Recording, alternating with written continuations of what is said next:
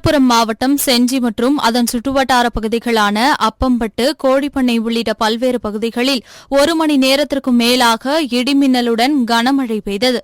இதனால் செஞ்சியின் முக்கிய பகுதிகளான காந்தி பஜார், பேருந்து நிலையம், திருவண்ணாமலை சாலை, தேசூர்பாட்டை உள்ளிட்ட பல்வேறு சாலைகளில் மழைநீர் பெருக்கெடுத்து ஓடியது. இதனால் பொதுமக்கள் மற்றும் வாகன ஓட்டிகள் சிரமத்திற்கு உள்ளாகினர்.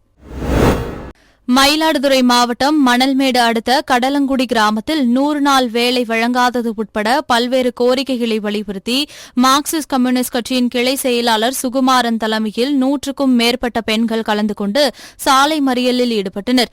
அப்போது அங்கு வந்த மணல்மேடு வட்டார வளர்ச்சி அலுவலர் பேச்சுவார்த்தை நடத்தி சுமூக தீர்வு எட்டப்பட்டதை அடுத்து அனைவரும் கலைந்து சென்றனர்.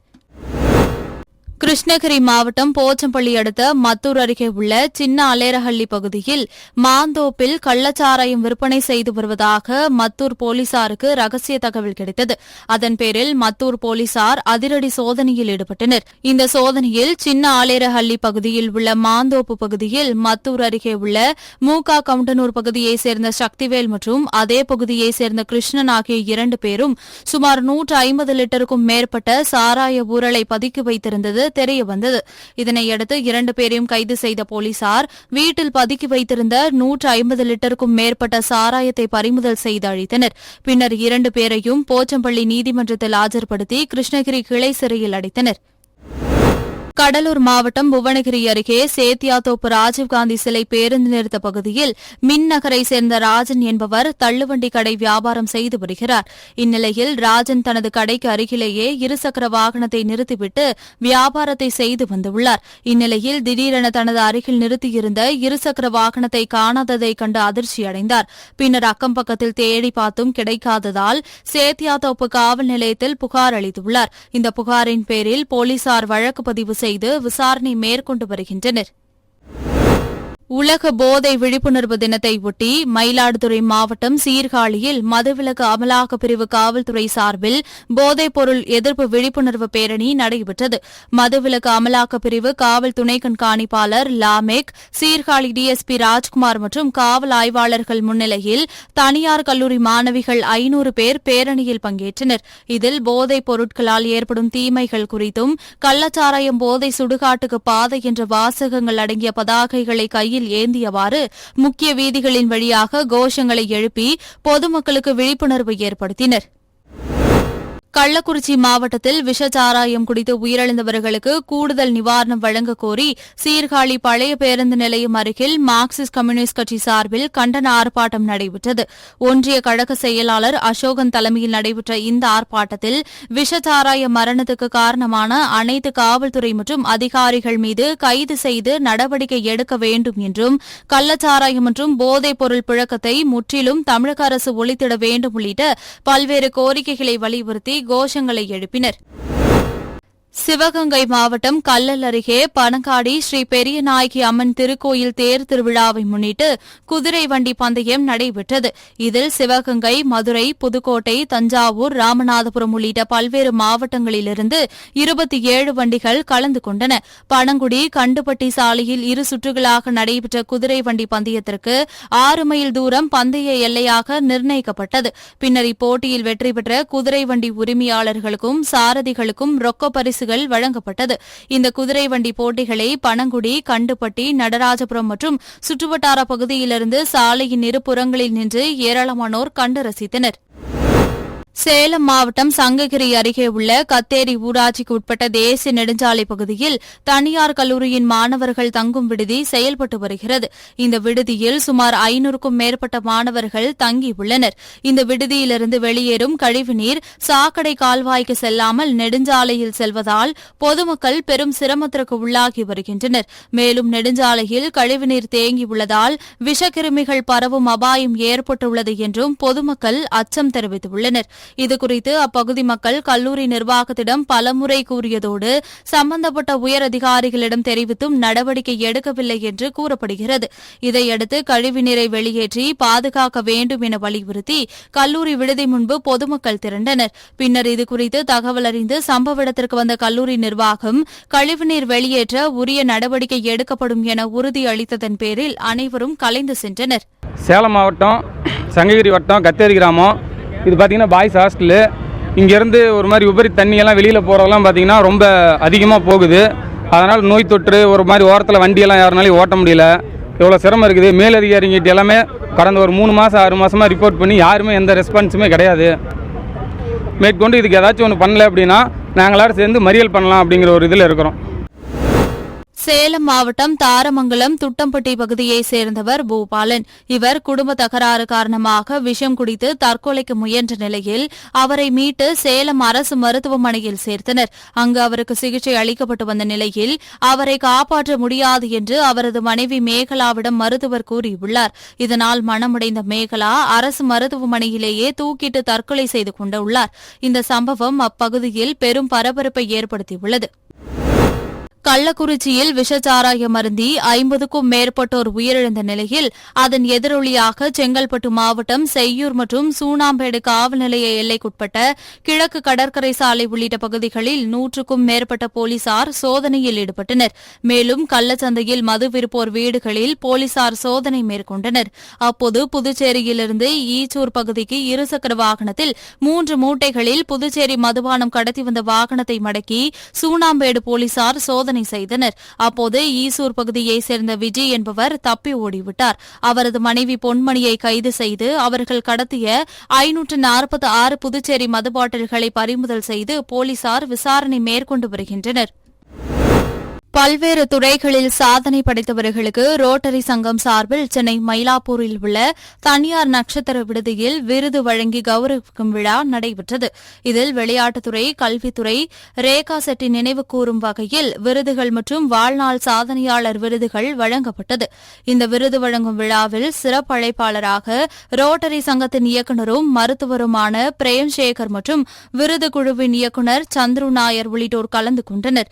இந்நிகழ்ச்சிக்கு பின்னர் செய்தியாளர்களை சந்தித்த ரோட்டரி சங்கத்தின் இயக்குநர் பிரேம்சேகர், ரோட்டரி சங்கம் சார்பில் தமிழ்நாடு முழுவதும் விரைவில் போதைப் பொருள் தடுப்பு தொடர்பாக மாவட்ட வாரியாக விழிப்புணர்வுகள் நடத்தப்படும் என்று தெரிவித்தார்.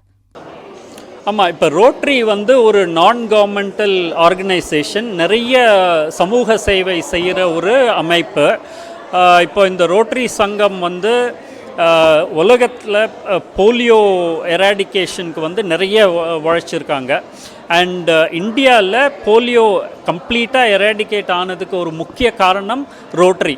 அதாவது கவர்மெண்ட்டோட இணைந்து அந்த ரோட்டரி வேக்சின் எல்லா குழந்தைங்களுக்கும் போய் சேர்ற மாதிரி ஒரு எஃபர்ட் எடுத்து பண்ணதுனால இந்த போலியோவே எராடிகேட் ஆகிடுச்சு. ஸோ இதே மாதிரி விழிப்புணர்வு மற்ற சமூக ப்ராப்ளம்ஸ்லேயும் ரோட்டரி எடுத்து பண்ணுறாங்க. எஸ்பெஷலி இந்த drug abuse and road traffic issues. So எல்லாத்துலேயுமே ரோட்டரி முன்னிலையில் நின்று இந்த மாதிரி இஷ்யூஸ் எல்லாம் பப்ளிக் அவேர்னஸ் கொண்டு வர்றாங்க. இது கவர்மெண்ட்டோட நிறைய கவர்மெண்ட்டோட இணைந்து செய்கிறது தான். அப்போ தான் ஒரு பப்ளிக் ப்ரைவேட் பார்ட்னர்ஷிப்பில் இந்த எஃபர்ட் பப்ளிக்கு ரீச் ஆகும். சேலம் ஆனந்தா இறக்கம் பகுதியில் திருச்சியிலிருந்து அரசு பேருந்து சென்று கொண்டிருந்தது. அப்போது இருசக்கர வாகனத்தில் அதிவேகமாக வந்த வாழப்பாடியைச் சேர்ந்த சிவராமன் வாகனங்களை முந்தி செல்ல முயன்றபோது எதிரே வந்த அரசு பேருந்தின் மீது மோதியுள்ளார். இதில் பலத்த காயமடைந்த அவரை அவ்வழியாக வந்த போக்குவரத்து காவல்துறையினர் மீட்டு அதே பகுதியில் உள்ள தனியார் மருத்துவமனையில் அனுமதித்தனர். தொடர்ந்து டவுன் காவல்துறையினர் இந்த விபத்து குறித்து விசாரணை மேற்கொண்டு வருகின்றனர். இந்த விபத்தின் காரணமாக அப்பகுதியில் சிறிது நேரம் போக்குவரத்து பாதிக்கப்பட்டது. திருச்சி மேலப்புதூர் பகுதியைச் சேர்ந்த 10ஆம் வகுப்பு பயின்ற சாம் ரோஷன் என்ற மாணவன் தனது நண்பர்களுடன் கொள்ளிடம் ஆற்றில் புதிய தடுப்பணை பகுதிக்கு குளிக்க சென்றார்.